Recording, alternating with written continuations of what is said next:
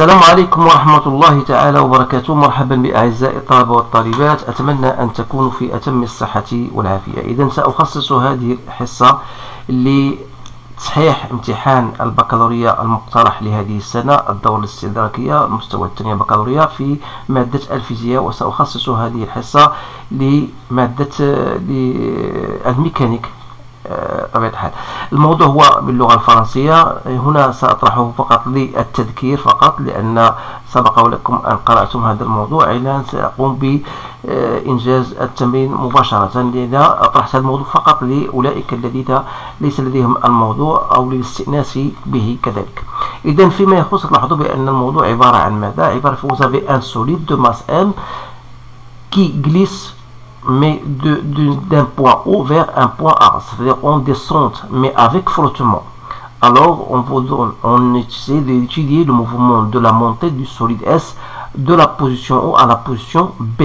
Alors les frottements sont modélisés par une force F constante ayant une intensité F. Donc on étudie le mouvement du centre G d'inertie dans le repère OI lié à un référentiel terrestre supposé galiléen. Alors, vous avez des données, bien sûr, que vous allez utiliser par la suite. Donc, premièrement, étude du mouvement sur la portion OA. Alors, on considère que G est confondu avec l'origine O de l'axe OI à l'instant t égale à 0 et que sa vitesse est nulle à cet instant. Alors, le solide est soumis sur la portion A à une force motrice F constante, donc d'après la figure, qui est parallèle à la ligne de la plus grande pente, etc. Première question, montrer que l'équation différentielle du mouvement s'écrit comme suit. Deuxième question, on va bien sûr utiliser la courbe qui représente les variations du x en fonction du temps, t au carré. En exploitant cette courbe, vous allez déterminer l'accélération du centre d'inertie G. Montre que l'intensité de la force est 12 newtons. Vérifie que la vitesse de G lors de son passage par le point A est 4 mètres par seconde. Deuxièmement, on va étudier le mouvement dans la portion AB. On élimine cette fois-ci la force F et on va étudier le mouvement de G sur la portion AB. On choisit l'instant de passage de G par le point A comme nouvelle origine des dates. Alors, déterminer l'accélération A2x sur la portion AB, sachant que la vitesse G s'annule au point B, trouver la distance AB. Donc voilà, en ce qui concerne la première partie, on va répondre à cette première partie, puis on va passer à la seconde partie. Alors voilà, la seconde partie, bien sûr, vous voyez devant vous. Donc ça concerne l'étude du mouvement d'un oscillateur mécanique. Donc on vous propose d'étudier le mouvement du centre G. On choisit le repère OI lié à un référentiel terrestre supposé galiléen. Donc les questions qu'on vous a posées, bien sûr, vous allez exploiter la courbe x en fonction de temps pour répondre aux questions qu'on vous a posées. Préciser la nature du mouvement, établir en appliquant la deuxième loi, bien sûr, en appliquant la deuxième loi de Newton, l'équation différentielle du mouvement. Voilà, puis on aura la suite.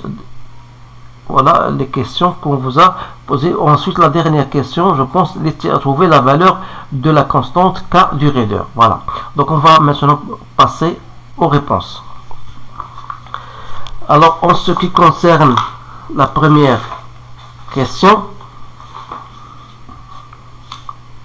donc, je vais noter d'abord ce qu'on a. Donc, le solide S, il est soumis bien sûr à la force F. Donc, première 1, 1. Donc, le solide S, il est soumis à une force motrice. Donc, si on applique la seconde loi de la dynamique qui nous dit, voilà, la somme des forces égale à M gamma, c'est-à-dire, on aura la force P plus P plus R égale MA. Donc si on exploite, si on projette cette relation vectorielle sur l'axe OX, on aura bien sûr F, ça restera toujours F, mais P, ça va donner moins mg sinus de alpha, plus la force de frottement qui est égale à f, donc moins f égale à m a, c'est-à-dire dérivée seconde de x par rapport au temps. Alors dans ce cas-là, donc il suffit de diviser par m, donc vous allez trouver donc la dérivée seconde par rapport au temps égale donc f moins f sur m, et me reste moins g sinus de alpha. Donc c'est bien l'expression voulue.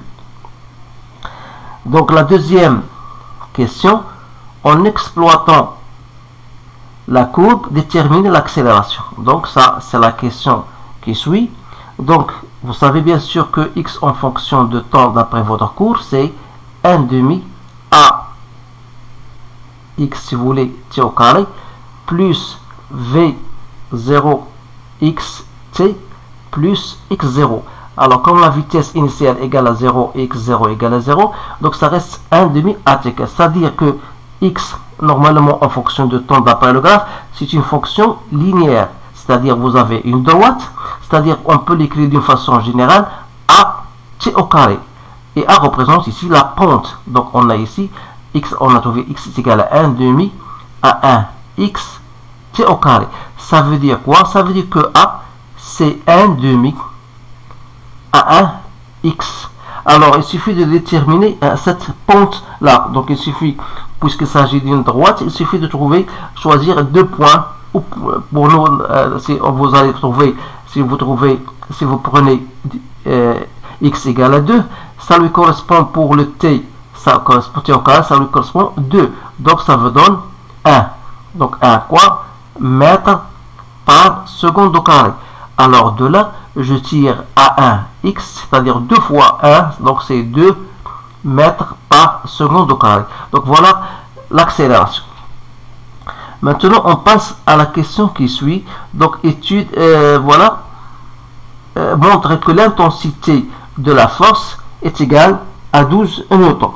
Donc qu'est-ce qu'on a? On va prendre une autre page. On a A1 x est égal f moins f d'après l'équation différentielle qu'on a trouvée tout à l'heure, moins g sinus de alpha. Alors à partir de là, il faut en tirer f. Alors c'est-à-dire on a f moins f sur 1, donc est égal à 1 x plus g sinus de alpha. Notre but c'est de déterminer f. Donc f moins m égale à m fois a1 x plus g sinus de alpha, et par conséquent f est égal à f plus m fois a1 x plus g sinus de alpha. Donc il suffit de faire l'application numérique, c'est-à-dire 2 plus 2 fois 2 plus 10 sinus de 17,5, vous allez trouver f égale 12 newtons. Alors la question 1, 2, 3, vérifiez que la vitesse de G lors de son passage par le point A est 4 mètres par seconde. Donc ici il suffit d'appliquer la relation indépendante du temps, c'est-à-dire que la vitesse finale au carré, c'est-à-dire on aura V en A au carré, moins la vitesse à l'instant O au carré, est égal à 2 fois A1x fois la distance parcourue, c'est-à-dire OA. Donc, c'est-à-dire quoi? Puisque la vitesse ici égale à 0, donc on aura VA au carré est égal à 2A1x fois OA. Donc, c'est-à-dire que VA n'est autre que la racine de 2AX fois OA. Donc, il suffit de faire votre application numérique, c'est-à-dire 2 fois l'accélération ct égale à 2 et OA est égal à 4. Donc, c'est la racine de 16, donc c'est bien 4 mètres par seconde. Maintenant, on va passer à étude de mouvement dans la portion AB. Donc, on élimine la force F à l'instant G où passe par le point où G passe par le point A. Alors, déterminer l'accélération, cette nouvelle accélération à 2x. Alors, tout simplement, à partir de la relation qu'on a déjà ci-dessus de l'accélération, on va éliminer la force F et on aura tout simplement A2x dans ce cas égale à moins F sur M moins G sinus de alpha. C'est-à-dire que A2x sera égal à moins 2 sur 2 moins 10 sinus de 17,5. Autrement dit, A2 sera égal à moins 4 mètres par seconde au carré. Alors, sachant que la vitesse de G est s'annule au point B, déterminer ou bien trouver la distance AB.